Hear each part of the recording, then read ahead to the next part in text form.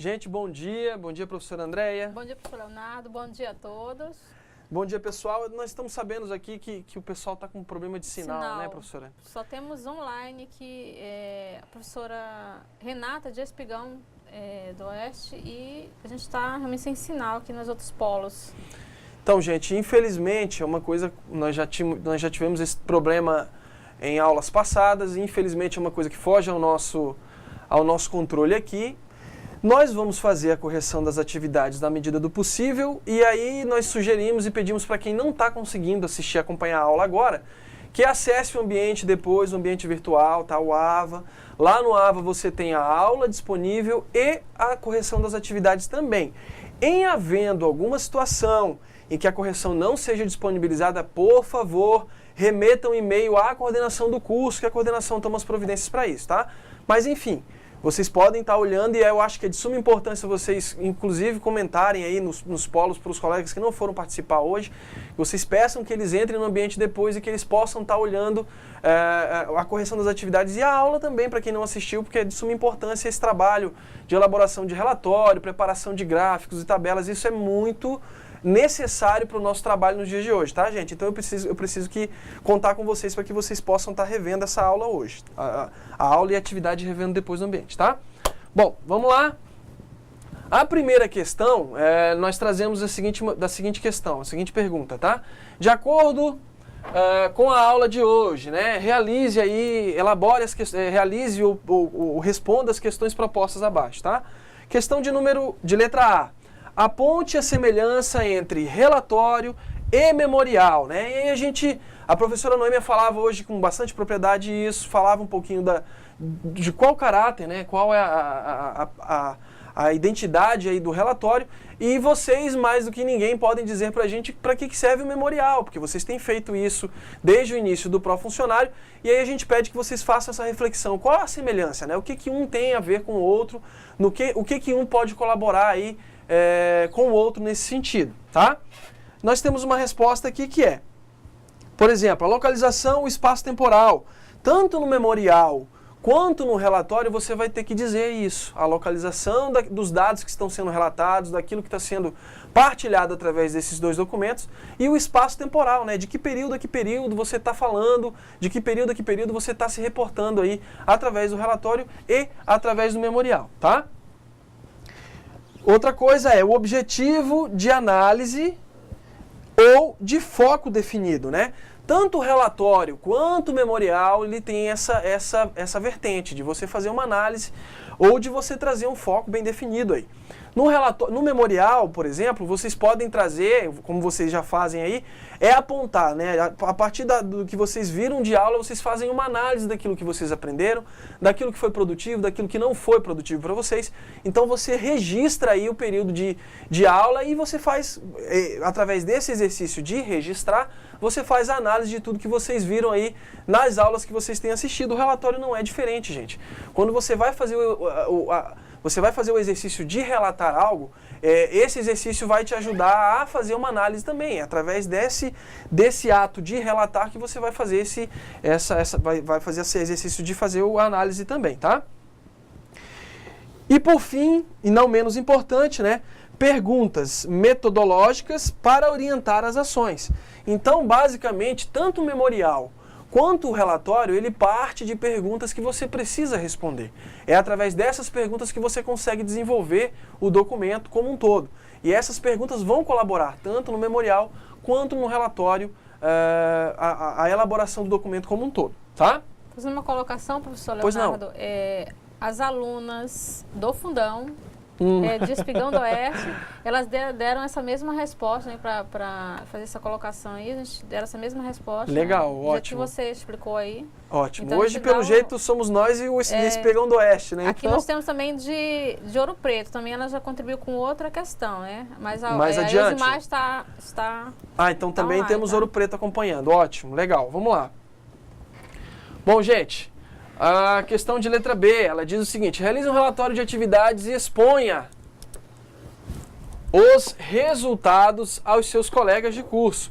Então, se alguém tiver alguma coisa a relatar, por favor, compartilha com a professora Andréia agora, e nós vamos tentar fazer um exercício de fazer brevemente um relato de alguma coisa que nós fazemos no dia a dia. Professora Andréia. Professora Andréia trabalha em escola, é coordenadora pedagógica, professora Andréia? Isso, professora Isso. Quando é solicitado a você, por exemplo, a elaboração de algum relatório ou algo no sentido, como você faria esse trabalho? Sempre, os relatórios são vários, a gente faz muito relatório, a coordenação realmente, ela fica com esse acompanhamento aí do processo da ensino-aprendizagem, trabalha com estatística, trabalha com dados, então a gente procura sempre ser mais precisa possível na questão do fornecimento desses dados. A gente conversa, tem os dados da secretaria, tem os dados dos professores que encaminham, então a gente procura fazer assim de uma forma mais próxima da realidade, que possa fornecer e a pessoa que lê realmente entenda o que está sendo escrito. Né? Legal. Então a gente precisa realmente compreender o que a pessoa está querendo, que solicitou, e fornecer dando uma leitura mais fácil possível. Né? Legal. Eu, por exemplo, eu posso citar uma experiência minha quando eu trabalhava na elaboração de projetos e eu precisava semanalmente reportar relatórios de evolutivos, né? Do desenvolvimento desse projeto para a minha chefe imediata na ocasião.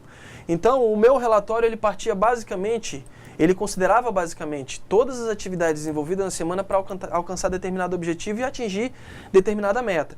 Então, por exemplo, quando eu escrevia o projeto, que era um projeto na área de saúde, eu precisava reportar ao longo da semana quais foram, que é uma coisa que a aula traz hoje com bastante veemência, quais foram os dados que eu trabalhei, a quais dados eu tive acesso. Então eu tive acesso à Gevisa, no estado de Rondônia, com relação a dados de nascimentos de nativivos, natimortos, enfim.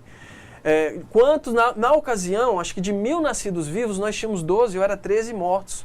E isso é um alto índice de mortalidade nesse público, né, dos recém-nascidos. Então o projeto ele visava atingir, de certa maneira, as estratégias que eram utilizadas para esse nascimento, para evitar que esse número continuasse alto, aumentasse e buscasse, na verdade, reduzir ele.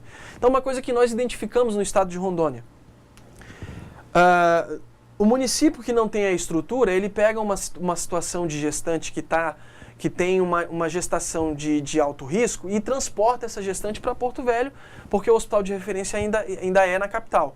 Nesse transporte, ela já está no estágio avançado da gestação dela e nós percebemos que durante o transporte que aconteciam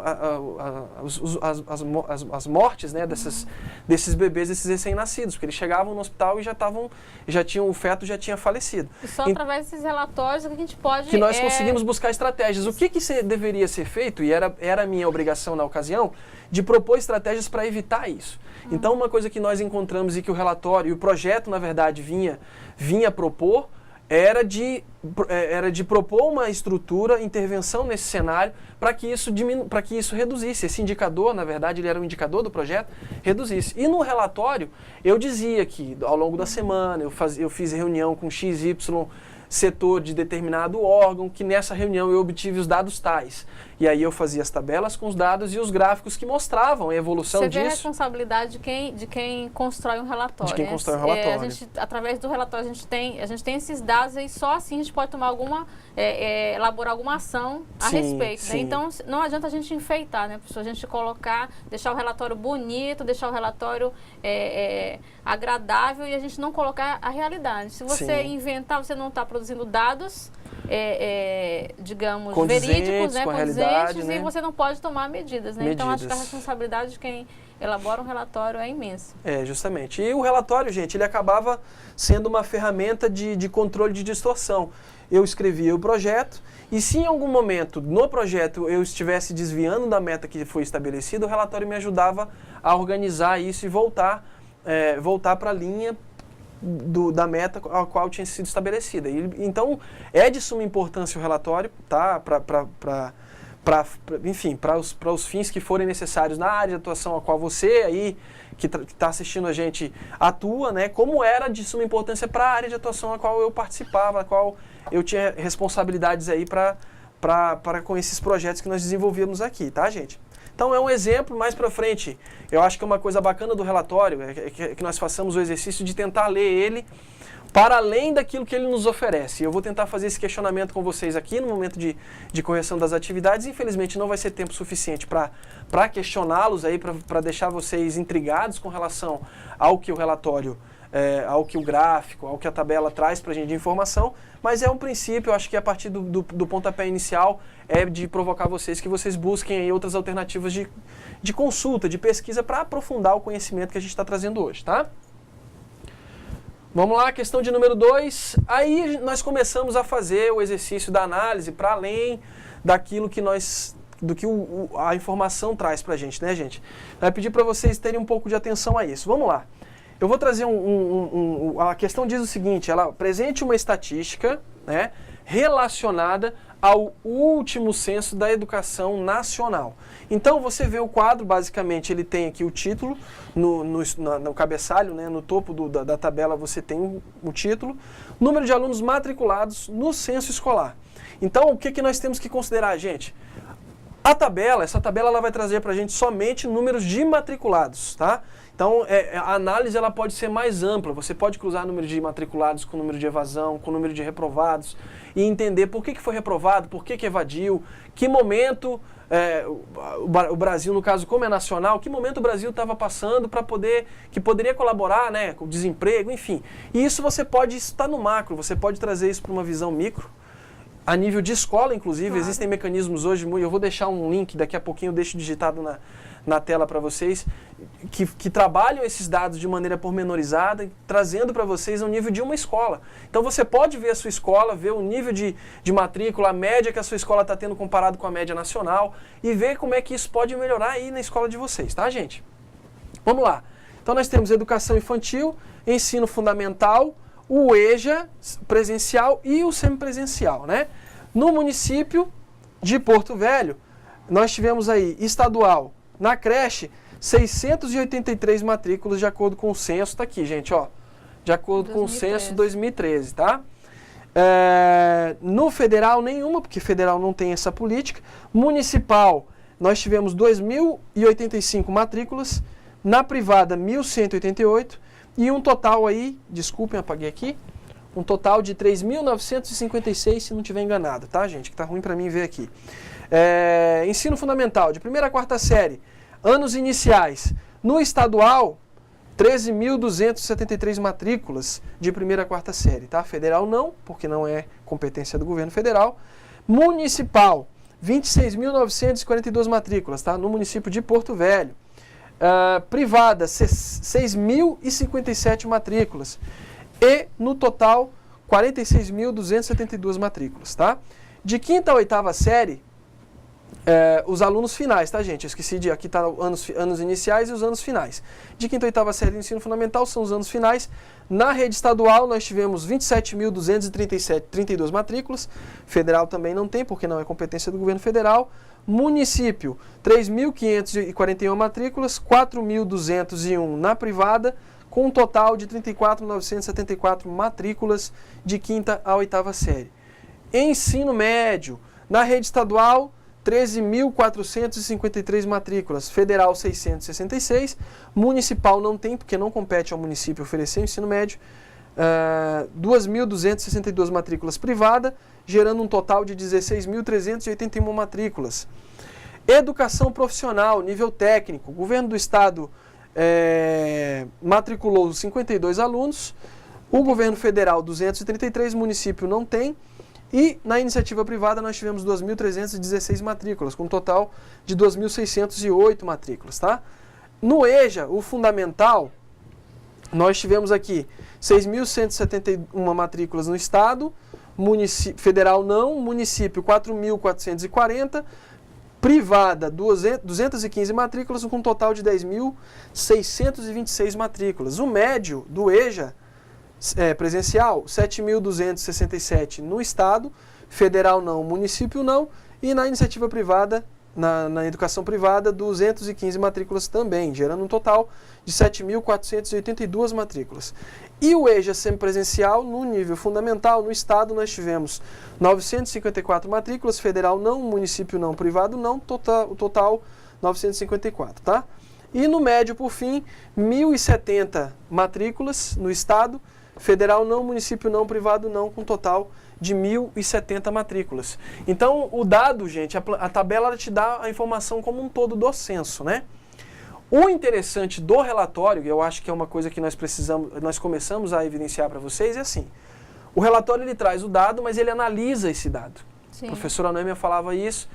Por que que deu essa matrícula? Se você compara isso com o número por exemplo, o número de evasão, o número, o déficit de matrícula que o Estado ainda tem, você vai ver que ainda há uma defasagem. Por que que há essa defasagem? O relatório, é uma ferramenta que vai te ajudar a analisar isso. Por que que há defasagem? Escola está faltando estrutura, está faltando sala de aula, enfim, você vai fazer isso através do relatório, que é um documento que vai te ajudar nesse sentido, tá? Questão de número 3, vamos lá. Analise o gráfico de linhas, tá? Abaixo, tá na outra tela, tá, gente?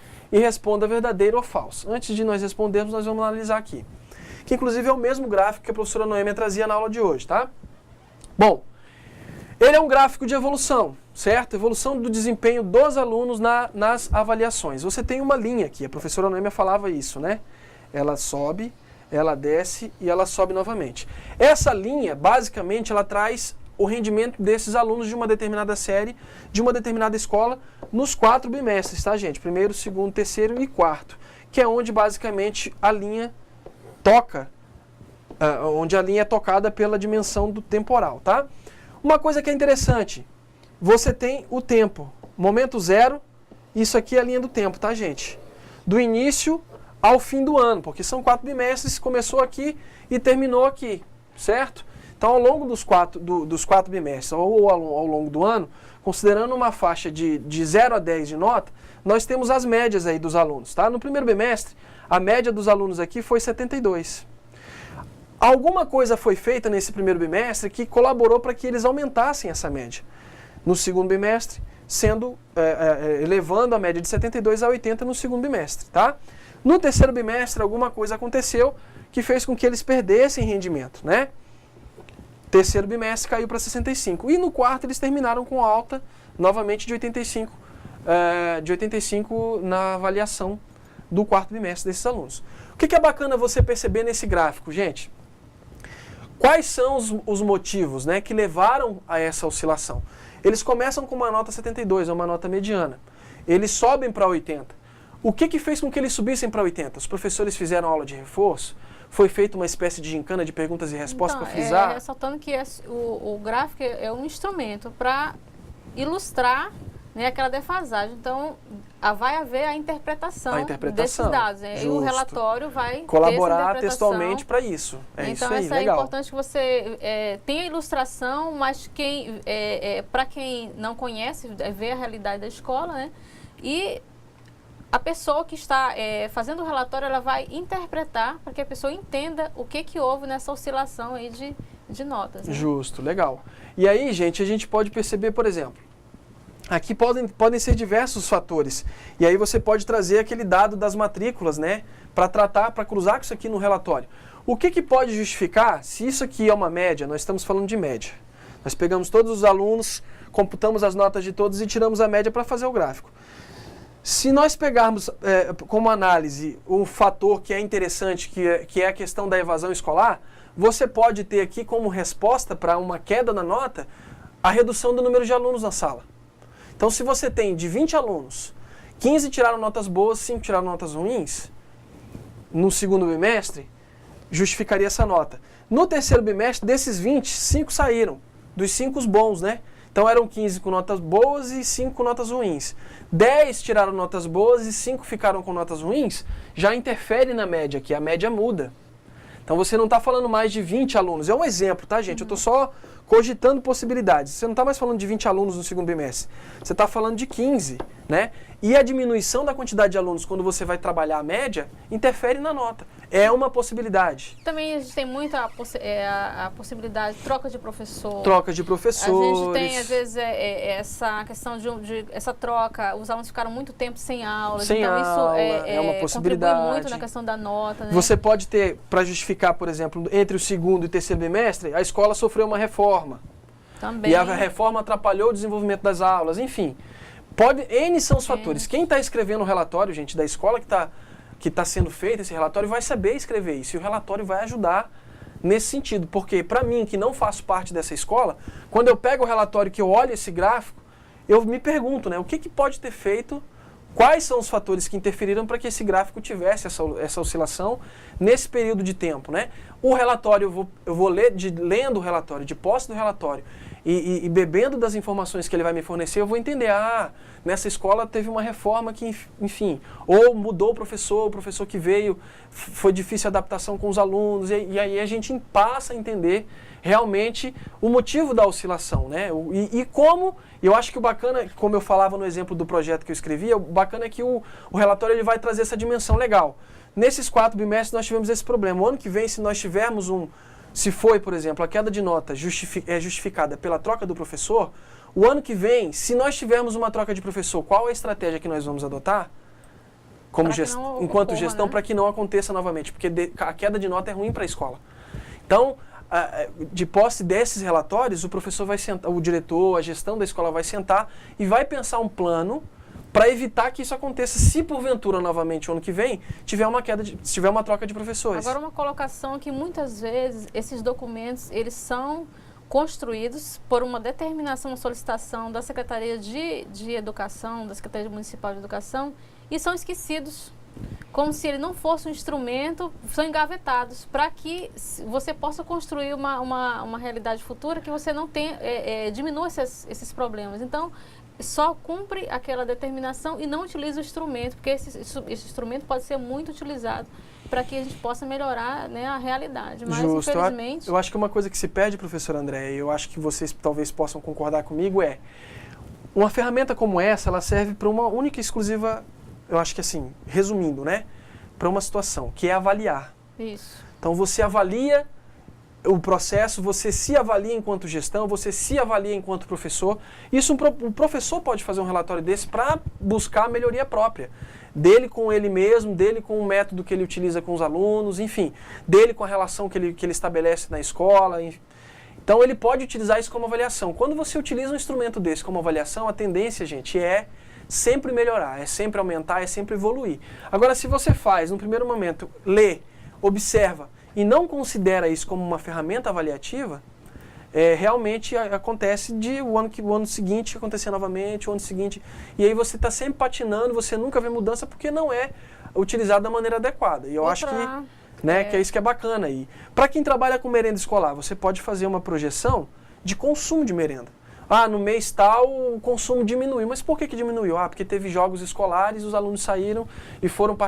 então jogos escolares... Ou então até qual o dia em que o consumo é maior. Que merenda agrada mais, né? Que os alunos aprovam mais. Um gráfico desse te dá te mostra, te reflete bem essa realidade. E aquele velho ditado, contra fatos... Fatos não argumentos. Né? A gente tem como mostrar, né, a realidade, tem como provar, né? É muito bem... É legal. Tá? Então vamos voltar para responder as perguntas, é isso aí. Olha lá, analise o gráfico, nós analisamos, né, e responda se é verdadeiro ou falso. No terceiro trimestre, comparado ao primeiro trimestre, o desempenho dos alunos melhorou. Vamos lá? No terceiro, se comparado com o primeiro. No terceiro trimestre, melhorou se comparado com o primeiro? Não, né, gente? Então, é falso. Na segunda questão, na letra B, diz o seguinte: no segundo bimestre, se comparado, né, ao primeiro, o desempenho dos alunos melhorou. Vamos lá? No segundo, se comparado ao primeiro... Concorda? 80, no primeiro foi 72, melhorou. Então a resposta está correta, verdadeira. E na letra C, no quarto bimestre, se comparado ao segundo bimestre, aqui, quarto, se comparado ao segundo, o desempenho dos alunos manteve-se igual. No quarto, estiveram 85, no segundo eles tiveram 80, então não foi igual, né, gente? A resposta está errada, é falso. Ressaltando, professor, que as meninas do fundão acertaram a sequência, tá? De Espigão do Oeste. Legal. Que a professora Renata enviou, né? Acertaram a sequência aí das respostas. Parabéns, tá? Pessoal. Então vamos lá para a quarta questão, né? Vamos lá, questão 4. Sabendo que no total de alunos de uma dada escola em matemática, 65% obtiveram média, 25% ficaram em recuperação e 10% ficaram em exame, apresente esses dados utilizando um gráfico setorial ou um gráfico de pizza. Só para frisar, tá, gente? No material ele diz, ele especifica muito bem isso. O gráfico anterior é o gráfico de linha, né? Eu costumo chamar ele de gráfico de evolução, porque ele me apresenta uma evolução, mas o nome correto dele é gráfico de linha. E o gráfico de pizza ou setorial é essa bolinha que nós vamos ver na sequência, vocês devem conhecer bem, que é esse aqui, tá? 25% em recuperação, 10% em exame e 65% obtiveram média. Então, se você olha o gráfico, só olha o gráfico, você vai ver que a maior parcela, né, que é essa fatia aqui, eles ficaram com média, ou seja, a maioria dos alunos tiveram média. É bacana esse gráfico para dados com... A aula falava, acho que a professora Noêmia falava isso na aula, que para poucas informações você consegue sintetizar e utilizar bem o gráfico para trabalhar esse tipo de informação, tá? Bom, é isso. Tem uma colocação aqui, professor, Costa Marques, eles realizaram atividades, só que infelizmente não conseguiram postar devido à queda de sinal, mas mandam um abraço, né, para nós dois, e a gente também manda um abraço para vocês, né? Aí. Mas infelizmente a gente está com esse problema de sinal, mas obrigado mesmo assim pela participação. Bom, gente, é isso. Acho que tem mais alguma contribuição? Não, a gente só teve de Espigão, na questão Espigão, 3. né? Bom, um abraço para Costa Marques que está nos assistindo. Eu pensei que não tivessem, né? Infelizmente, gente, a gente pede desculpa realmente por essa situação do sinal aí do satélite, tá, gente? Não foge ao nosso controle.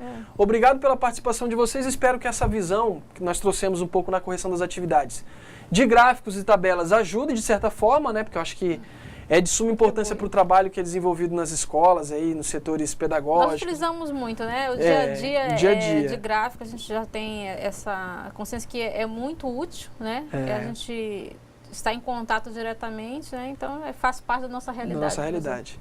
Bom, obrigado. Assistam, pessoal. Comentem com quem não foi, para que eles entrem no ambiente depois e possam ver aí a aula da professora Noêmia e a correção das atividades para dar uma fixada nesse conteúdo que é de suma importância. Revejam o conteúdo, refaçam as atividades, enfim. Vejam os pratiques do caderno do conteúdo dessa disciplina, que é assim, um conteúdo muito interessante. Façam esse exercício em casa e exercitem, relembrem aí o conteúdo da disciplina de informática que vai colaborar um pouco com vocês para a montagem desses quadros, desses gráficos aí. Obrigado pela participação e até a próxima quinta-feira. Um abração, gente.